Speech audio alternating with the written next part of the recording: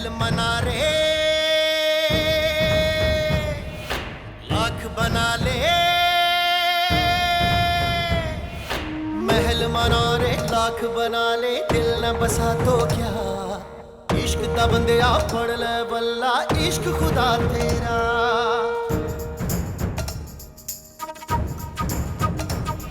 पैमाने वफा दस्तारे अना, पैमाने वफा दस्तारे अना, सब कुछ है यही रह जाना, चित बना दे ईद करा दे, यार मिला साया, रांझण मेरा माही मेरा, ढोल मिला साया। छोटी मालकन किधर है? छोटी मालकन मतलब मानूर? तुम होश में तो मुझसे क्यों पूछ रहे हो? बीजान की हवेली में कुछ गड़बड़।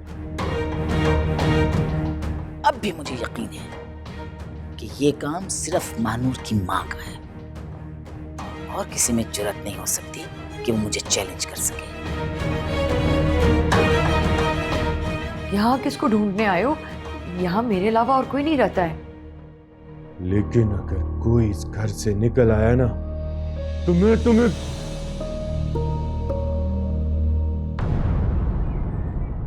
समझ नहीं आ रही यार, अब तक हवेली में इतनी खामोशी क्यों है? खामोशी तूफान का पेशखीमा होती है। आसान उर्दू में बोल भाई। मतलब ये कि तूफान आने से पहले इसी तरह की खामोशी होती है। पता नहीं यार, अब तक तो तुझे हवालात में होना चाहिए था। रहीम गुल को भी सब पता है, और पुलिस भी सबसे पहले उसे उठाती है जिस पर शक हो। यार वो लोग तेरे मेरे जैसे तो है नहीं। पुलिस के पास जाना मतलब बदनामी, और वो लोग तब तक पुलिस के पास नहीं जाएंगे जब तक वो लोग खुद नहीं हार जाते। तूने अब्बा को बताया? नहीं, अभी तक तो नहीं बताया, लेकिन कब तक छुपाऊंगा उनसे। इस तरह ज़्यादा तेरे घर पे मानू को रख भी नहीं सकता। अपने घर ले जाने की गलती ना करी। मेरी मान, मौलवी को बुला ले, निकाह पढ़वा ले। नहीं, इस तरह नहीं। मुझे अपनी शादी से पहले भानूर की मामा को ढूंढना है, और जब वो मिल जाएंगी तो फिर इज्जत और एहतराम के साथ उनकी मौजूदगी में निकाह करूंगा। आइए आइए भाभी, आप ही के बारे में बात हो रही थी। अच्छा, मैं शमसा भाभी को देखने आई थी, सुबह से नजर नहीं आई। जी, वो पड़ोस वाली खाला की तबीयत खराब थी, उनका पता करने की है। अच्छा। कोई काम? नहीं, काम नहीं था। वो बातें बहुत मजे की करती हैं, दिल लगा रहता है। हाँ, उनकी बातों से ही तो फंसा था ये। अब बेचारा उनके सामने एक बात भी नहीं कर पाता। चले आप दोनों बातें करें, मैं उसको बुला के लाता हूँ।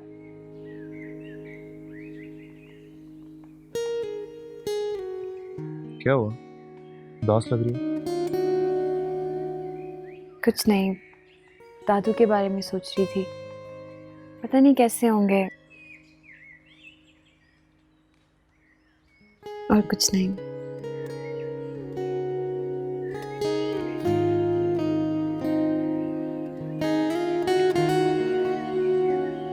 अस्सलाम वालेकुम बीजान। क्यों आए हो यहाँ अफसा? यहाँ आने की हिम्मत कैसे हुई? इस कोर्ट के ऑर्डर ने हिम्मत दिलाई है। क्या है? ये कोर्ट का नोटिस है मैडम, और इसमें यह लिखा है कि मैडम रिफत को उनकी बेटी से मिलने की इजाजत दी जाए, और अगर इस काम में कोई भी मुदाखलत करे तो उसे फौरी तौर पर गिरफ्तार कर लिया जाए। बीजान, मानूर को बुलवा दीजिए। मैं इस कागज के टुकड़े पर जो कुछ लिखा है नहीं मानती।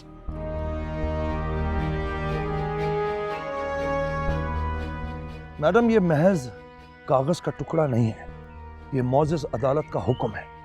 हम भी मौजूद हैं, 450 साल से इस इलाके पर हुकूमत कर रहे हैं। यहाँ हमारा कानून चलता है, यहाँ पर हमारी अदालत लगती है, और हमारा फैसला ये है कि महानूर को इस औरत से मिलने की इजाजत नहीं दी जाएगी। देखिए मैडम, आप एक मुअज़्ज़ज़ खातून हैं, आपको इस मुल्क के कानून की और अदालत के फैसलों की पासदारी करनी चाहिए। और आपको भी मुअज़्ज़ज़ीन की और शुरफा की पासदारी करनी चाहिए। कानून सबके लिए यकसा है। मैडम, मेरी रिक्वेस्ट है कि मैडम रिफत को उनकी बेटी से मिलने की इजाजत दी जाए।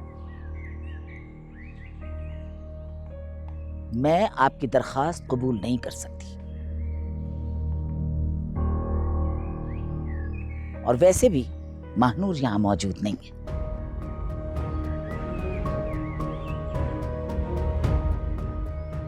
कहाँ है महानूर? कहाँ? अच्छा, तुम्हें नहीं मालूम कहाँ है? मुझे? बीजान, मुझे कैसे पता? देखिए मैडम, आप गलत कर रही हैं। अदालत के फैसलों की खिलाफ वर्जी करने के जुर्म में मैं आपको गिरफ्तार कर सकता हूं। आपको मुझे गिरफ्तार करने का बहुत शौक है ना?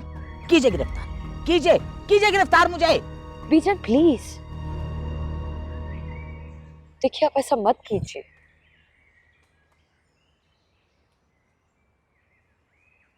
मैं ये सब कुछ नहीं चाहती। भी जब आप कानून का... मैं ऐसे कानून को नहीं मानती जो शुरफा की पगड़ियां उछालता हो। अगर तुम में हिम्मत है तो करो मुझे गिरफ्तार, करो। ठीक है मैडम, मुझे बहुत अफसोस के साथ कहना पड़ेगा कि मुझे फिर आपको गिरफ्तार करना होगा। नहीं ऑफिसर, आप ऐसा नहीं करेंगे। मैं बीजान का एहतराम करती हूँ। मुझे उम्मीद है आज नहीं तो कल ये मुझे इजाजत दे देंगी महानूर से मिलने की। लेकिन मैडम, कानून भी कोई चीज होती है। मैं मानती हूँ ऑफिसर, मेरी रिक्वेस्ट है कि कानून इन्हें थोड़ा सा वक्त दे। जा सकते हैं आप लोग। ठीक है, जैसे आपकी मर्जी।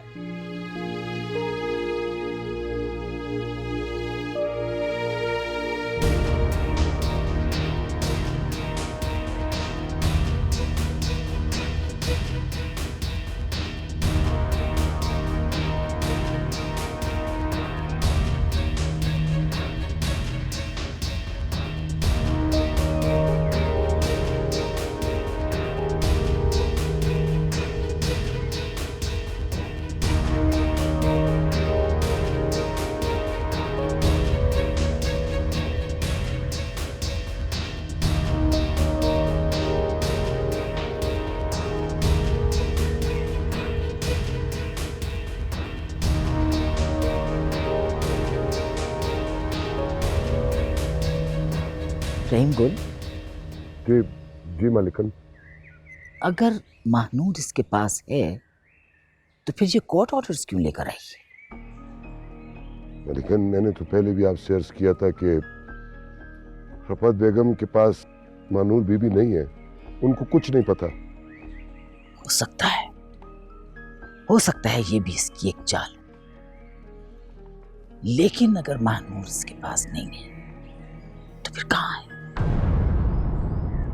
शम्सा, शम्सा, क्या बात है?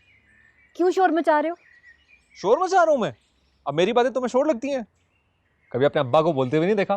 फटा हुआ लाउड स्पीकर है उनके गले में। कितनी बार कहा है तुम्हें मेरे अब्बा के बारे में फजूल बातें मत किया करो। अब बंदा तुम्हारे अब्बा का जिक्र भी ना करे। जिक्र करने को किसने मना किया? लेकिन ये जो तुम बिला वजह की फजूल बातें करते हो ना, मुझसे बर्दाश्त नहीं होता। 25 साल तुमने उनको बर्दाश्त कर लिया, अब 2-4 बातें नहीं बर्दाश्त कर सकती? वैसे क्या बुराई है मेरे अब्बा में? सिर्फ एक आवाज़ ही का तो मसला है ना।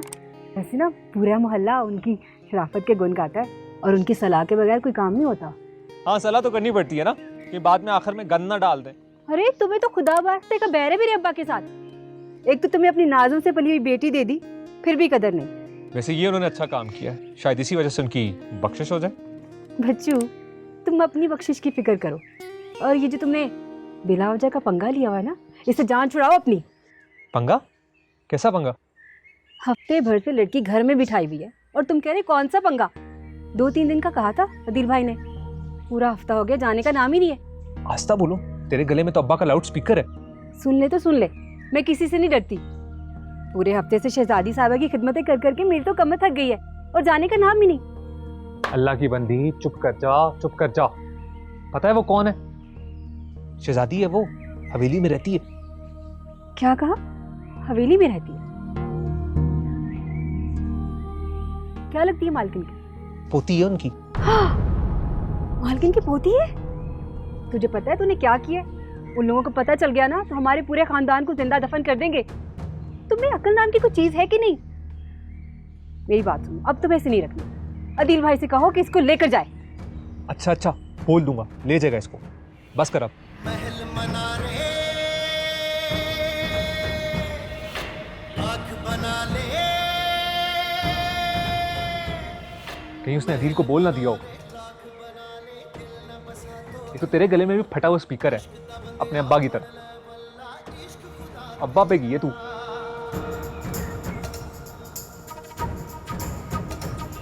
पैमाने वफा दस्तारे अना, पैमाने वफा दस्तारे अना, सब कुछ है यही रह जाना। जिंद बना दे, जीद करा दे, याद मेरा साया। मैडम, आपको पता है कि मेरे ऊपर कितना प्रेशर है?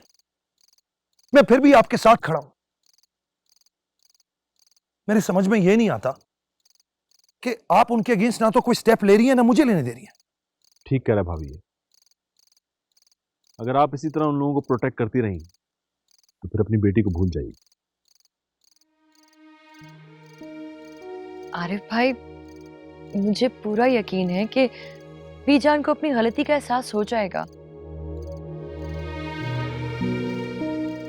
उनके बिहेवियर में चेंज आएगा। अरे, उनका बिहेवियर चेंज नहीं होगा। आप नहीं जानती इन लोगों के ट्रेडिशंस को, इनके कल्चर्स को। ये फ्यूडल लोग, ये अपनी अना के चक्कर में बस्तियों की बस्तियां जला देते हैं। मुझे एक बात बताइए, आप जैसी भी थी, जो भी थी तो उनकी बहू ना। फिर भी उन्होंने गुंडे भेजकर आपको किडनैप करवा लिया। कभी आपने ये बात रियलाइज की? जब बीजान अपनी फितरत नहीं बदल सकती तो मैं अपनी फितरत क्यों बदलूं?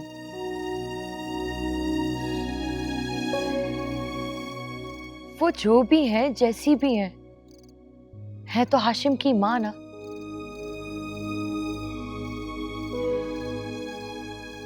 मैं इस तरह से उनकी रुसवाई नहीं कर सकती। मैडम, अगर आज मैं उन्हें थाने ले जाता ना तो इस वक्त आप अपनी बेटी के साथ यहां बैठी होती। गलत सोच रहे हो तुम हुमायूं। जैसे ही ज़ेबनसा बेगम की गिरफ्तारी की खबर फैलती, इस पूरे शहर बल्कि पूरे जिले में आग लग जाती। तुम्हें रद्द-ए-अमल का अंदाजा नहीं। तो सर, रद्द-ए-अमल के खौफ से हम इन मुजरिमों को आजाद छोड़ दें?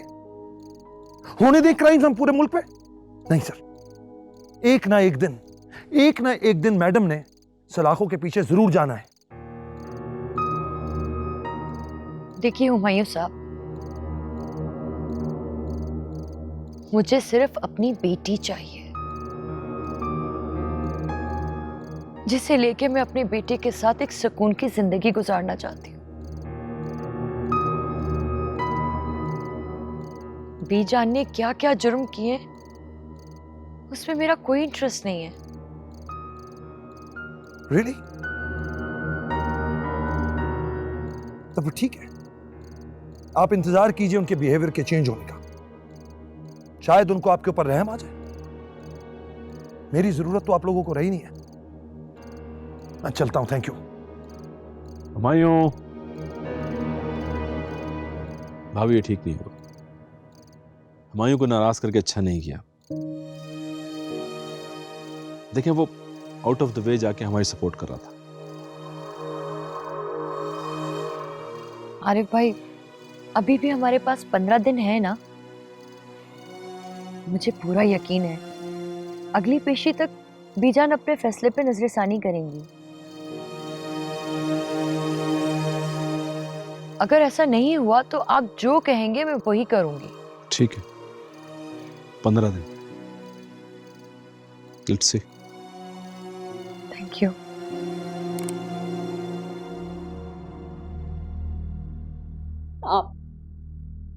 आपने मुझे क्यों कैद कर रखा है पीछा?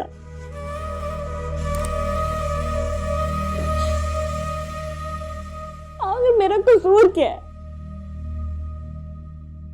क्योंकि मैं उस रात हवेली में थी। लेकिन मानूर को मैंने नहीं भगाया। मुझे क्या फायदा उसे भगाकर। मैं नहीं जानती कि तुमने मुझसे किस बात का बदला लिया, लेकिन ये मैं जरूर जानती हूं कि तुम आबिद के इश्क में गिरफ्तार थी और इसीलिए तुमने फैक्ट्री में नौकरी की थी। जाहिर है कि तुम महानूर की आबिद से शादी कैसे गवारा करती।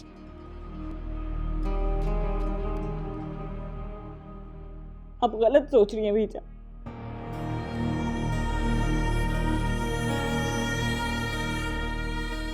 आबिद ने हमें भगाया जरूर था, लेकिन वो इतना भी बेवकूफ नहीं कि इस रियासत की मालकिन को छोड़कर मुझे अपना लेता।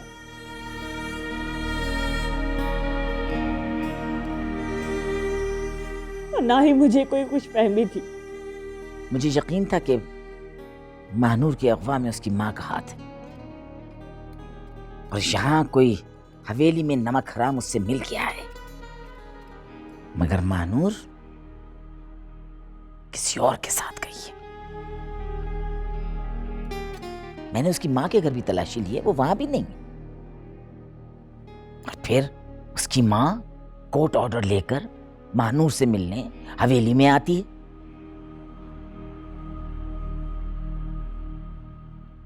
इसका मतलब यह है कि उसकी मां का हाथ नहीं है इसमें। इसका मतलब है कि वो किसी और के साथ गई है, और वो कौन है ये तुम अच्छी तरह जानती हो।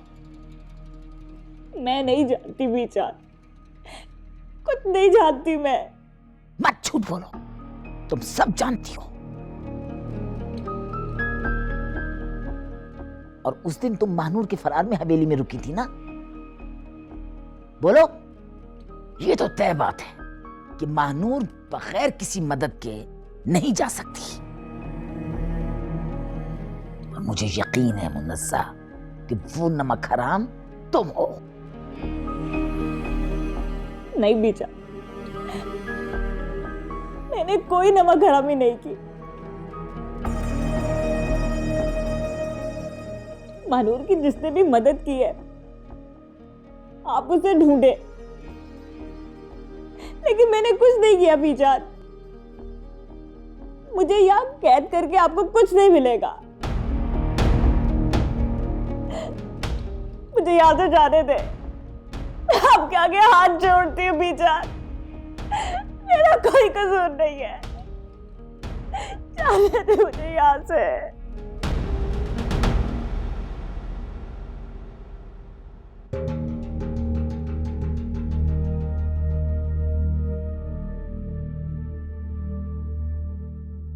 कैसे हैं ग्रैंडपा?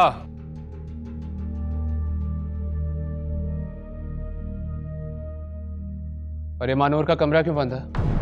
कहाँ है वो? आप छोटी मालकिन के कमरे में? छोटी मालकिन तो नहीं है जी। हाँ तो यही तो पूछ रहा हूँ, कहाँ पे है तुम्हारी छोटी मालकिन? पता नहीं जी, मालकिन को पता होगा। किधर है दादी जी? इस हवेली में इस बुड्ढे के अलावा कोई और है कि नहीं?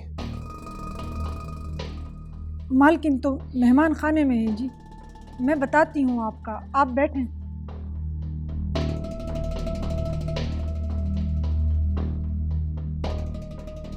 और दादाजी, सुना है जवानी में बड़े शिकार किया करते थे आप। छोटा, बड़ा, देसी, फॉरनर, जो मिल जाए।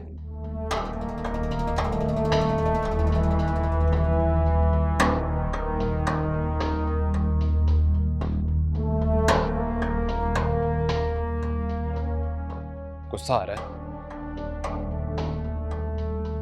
दादाजी, इतना गुस्सा सेहत के लिए अच्छा नहीं होता। ब्लड प्रेशर हाई हो जाता है। एक दफा अटैक आया था तो ये हाल है आपका।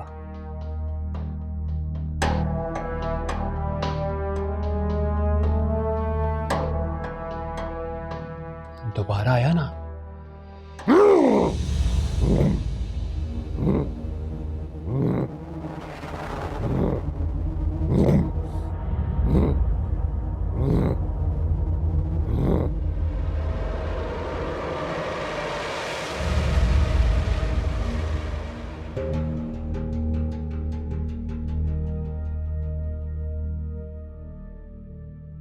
दोबारा आया ना।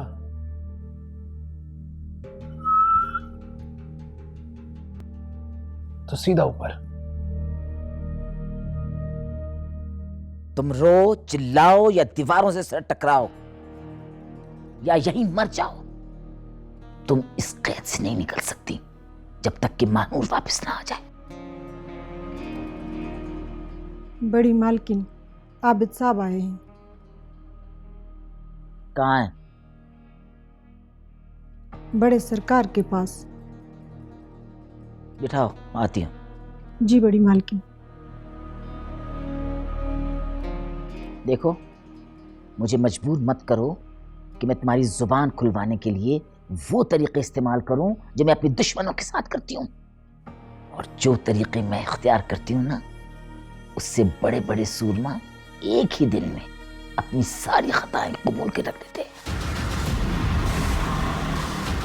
रहीम गुल, इसे मेहमान खाने में उस वक्त तक बंद रखो जब तक महानूर का पता ना चल जाए।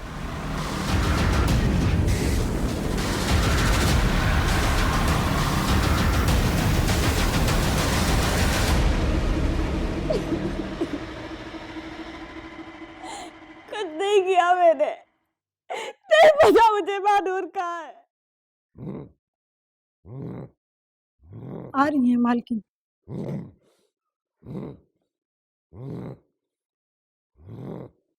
क्या हुआ, क्या हुआ, क्यों गुस्सा आ रहा है इन्हें? पता नहीं मालकिन, थोड़ी देर पहले तो बिल्कुल ठीक थे।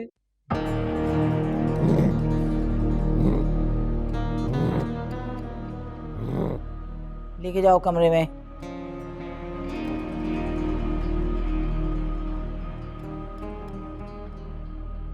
कैसी दादी जी? मेरे साथ आओ।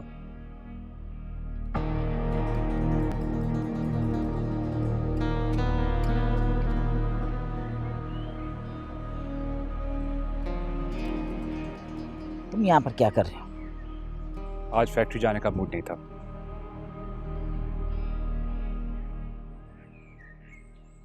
मूड तो तुम्हारा 2-3 दिन से नहीं हो रहा, और तुम 2-3 दिन से फैक्ट्री जा क्यों नहीं रहे हो? क्यों? दादी, मैं कुछ दिनों से बहुत अपसेट हूँ।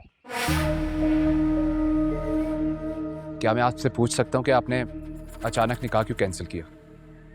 मैंने तुम्हारे बाप को इसकी वजह बता दी, और हमारे खानदान में बच्चे बड़ों के मामलात में दखल नहीं देते।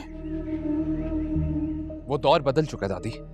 हवेली से बाहर दुनिया बहुत बदल चुकी है। मुझे दुनिया से कोई मतलब नहीं है। मेरे अपने उसूल, अपनी रिवायात है।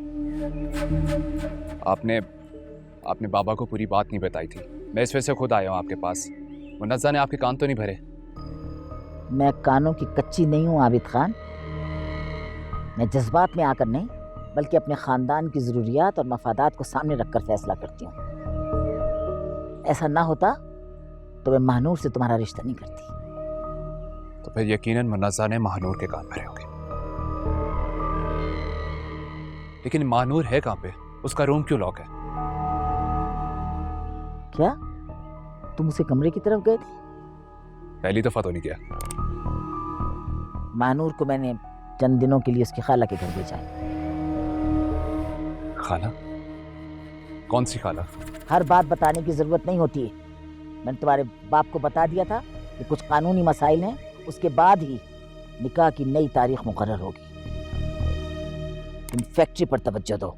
जिस तरह से तुम दोनों बाप बेटे फैक्ट्री चला रहे हो, इस तरह कोई परचून की दुकान भी नहीं चलती। ठीक है, लेकिन मुझे महानूर से मिलने का तो हक है ना? मिलने दूंगी, वक्त का इंतजार करो। और अपनी माँ को बता दो कि मुझे अपना किया हुआ वादा भूला नहीं।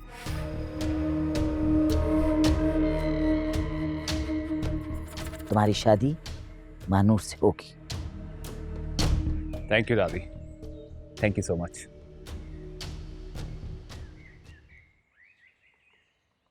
क्या कह रहा है तू? बीजान की बहन खाला। बीजान की सिर्फ एक ही बहन थी जो बरसों पहले फौत हो चुकी है। मुझे क्या पता हो किनकी बात कर रही है, लेकिन महानूर हवेली में नहीं थी। मैं गया था सीधा उसके रूम में, लॉक था उसका रूम।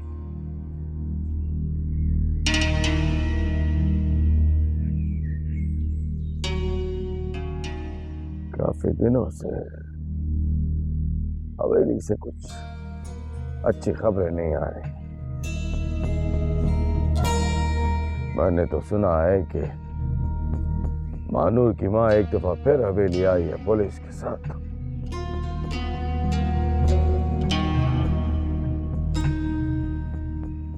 पुलिस? क्यों अबू? कोर्ट ने ऑर्डर दिया है माँ की मुलाकात करवाई जाए बेटी से। कहीं इसी खौफ से दादी ने महानूर को कहीं और तो नहीं भेज दिया? क्या बच्चों जैसी बातें कर रहे हो तुम आबिद खान? बीजान ने पूरी जिंदगी कोई काम खौफ की वजह से नहीं किया। अगर मानूर हवेली में होती भी तब भी उसकी मां से उसकी मुलाकात ना। सलाम सरकार। वालेकुम अस्सलाम। क्या खबर लाए हो? सरकार, हवेली में छोटी मालकिन कई दिन से नहीं है और किसी को भी नहीं पता कि वो कहाँ है। और उस दिन रहीम गुल हवेली से निकलकर अपने बंदों के साथ जमीनों पर नहीं गया था सरकार, बल्कि पुराने मोहल्ले सलामत यूसुफजई के घर गया था। और मोहल्ले वालों ने बताया है कि वो किसी की तलाश में गया था। सलामत यूसुफजई? ये वही बंदा जिसकी आजकल मेन बाजार में दुकान है? जी सरकार, वही सलामत अली जिसके बाप के साथ जमीनों का झगड़ा चला था मालकिन का।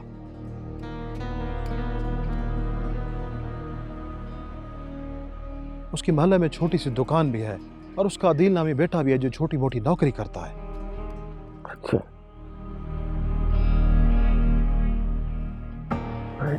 गुल किसकी तलाश में गया था यूसुफजई के घर? सरकार, अब ये तो किसी ने नहीं बताया है, लेकिन ये जरूर है कि मुन्नजा बीबी हवेली में मौजूद हैं और उन्हें भी हवेली से निकलने की इजाजत नहीं है।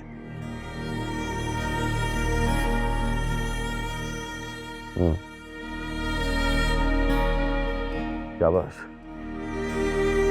अच्छा काम किया तुमने। इसी तरह नजर रखो सब पे। हाँ, जो हुक्म सरकार।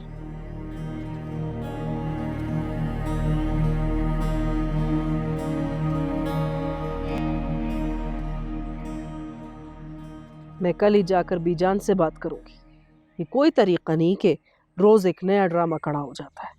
आखिर हमारी भी कोई इज्जत है, वो हमें क्यों नहीं बता रही है? बस बस बस बस, जानता हूं तुम दोनों माँ बेटे की इज्जत खाओ। पहले मुझे कुछ सोचने तो दो।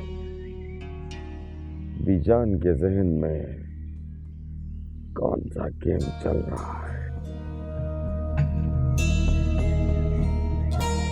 क्या सोच रही हो बीजान?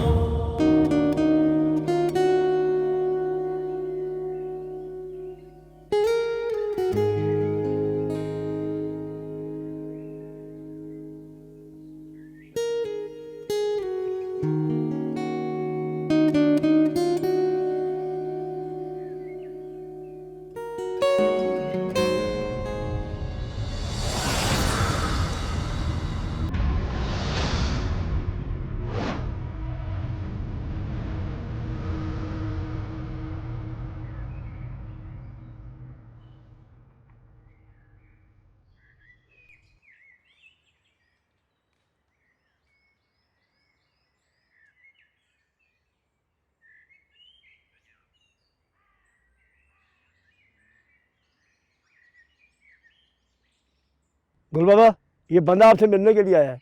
हाँ ठीक है, मैं इसका इंतजार कर रहा था। तुम जाओ गंदम का स्टॉक चेक करो। क्या रिपोर्ट लाया वहीदुल्ला? 3 दिन से उसके पीछे हैं गोल बाबा, कोई खास बात नहीं मिली।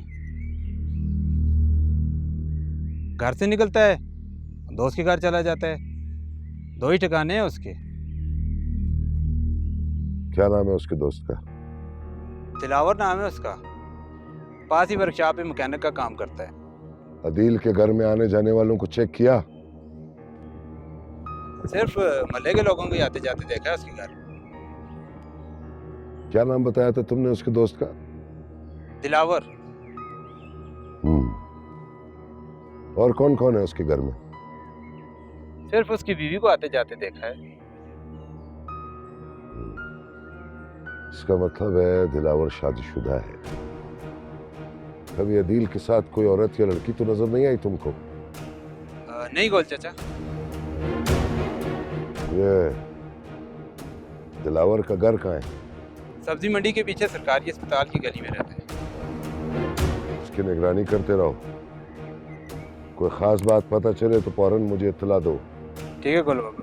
मगर जरा होशियारी से, किसी को शक नहीं होना चाहिए। जाओ। ठीक है गोल बाबा।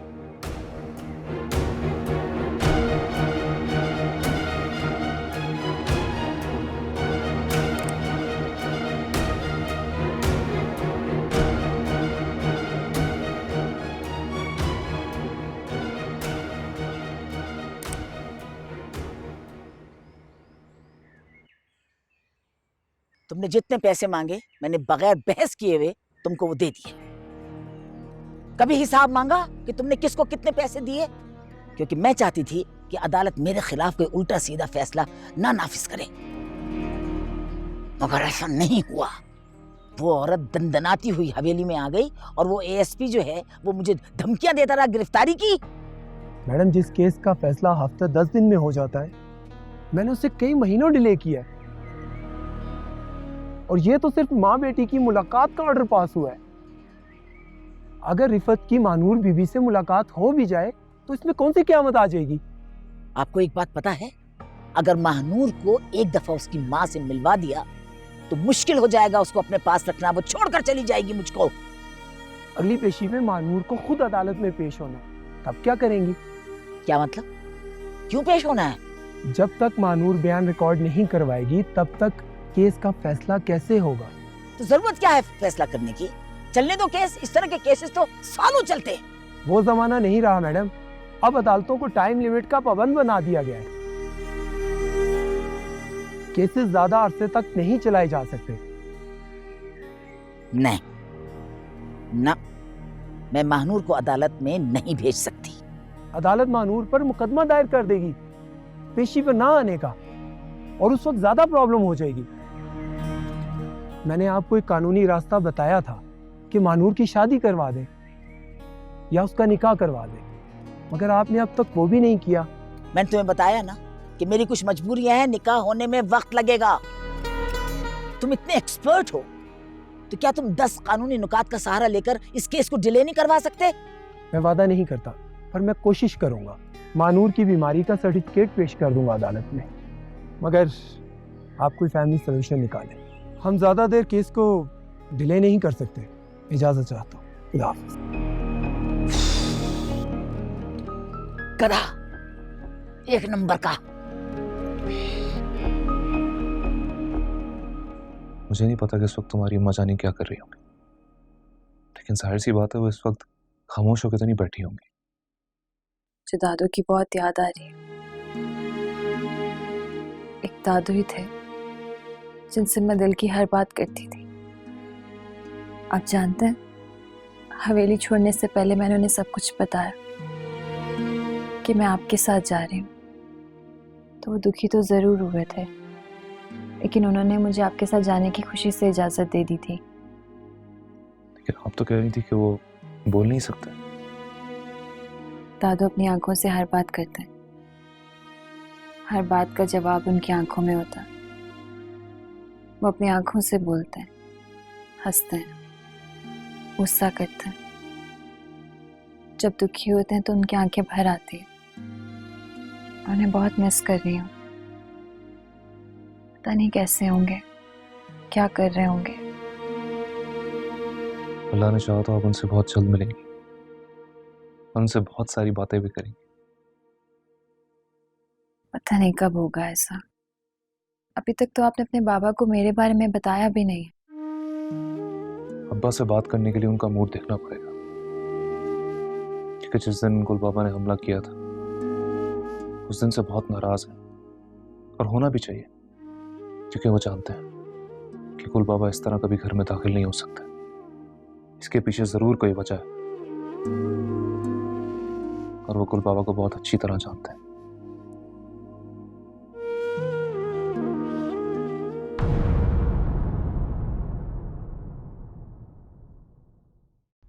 अब ऐसे लगता है जैसे किसी और ने हमारी कमर में खंजर घोंपा है। क्या मतलब? भाग गई है किसी के साथ। महानूर को दादी ने ही गायब कराया।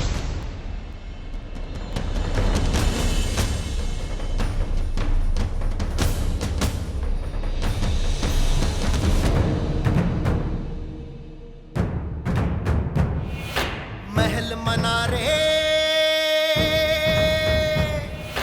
लाख बना ले,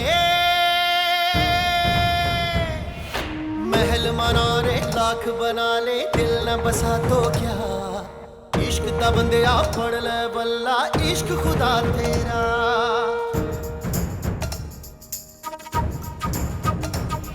पैमाने वफा दस्तारे अना, पैमाने वफा दस्तारे अना, सब कुछ है यही रह जाना। जिंद बना दे, ईद करा दे, यार मिला साया, रांझण में